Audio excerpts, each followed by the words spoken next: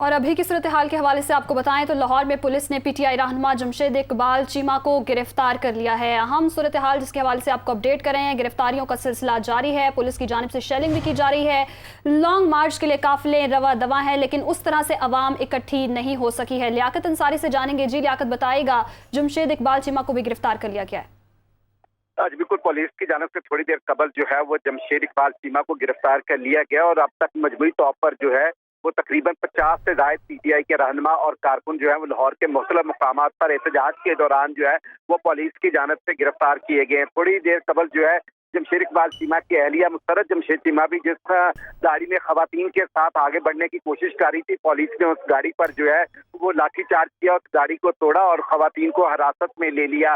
इस तरह मुख्तलिफ मुकामात पर जो है वो एक तरफ पुलिस के साथ पीटीआई के कारकुनों की झड़पों का सिलसिला जारी है, तो दूसरी तरफ गिरफ्तारियां अमल में लाई जा रही हैं। अगर बात की जाए तो पीटीआई के वो रहनुमा जो मुख्तलिफ इलाकों से जो है वो रुकावटें तोड़कर आगे बढ़ने में कामयाब हुए थे, वो अगले किसी मुकाम पर जाकर फंस चुके हैं और वहीं पर खड़े हैं। अब आगे मजीद उनकी पेशकश भी जो है वो नहीं हो पा रही। तो यूं जो पुलिस की जानब से मुख्तलिफ मुकामात पर जो है एक के बाद एक रुकावट कायदा पैदा की गई थी, वो रुकावटों की वजह से पीटीआई के कायदीन जो है वो अपने उन जगहों पर महसूर होकर रह गए हैं। डॉक्टर यास्मीन राशिद और अंदलीब अब्बास जो है वो भी यहाँ पर एक ही बत्ती चौक के करीब ही जहाँ पर वो दोबारा से महसूर होकर रह गई और यहीं पर है वो आगे पेशकश भी नहीं कर सकी।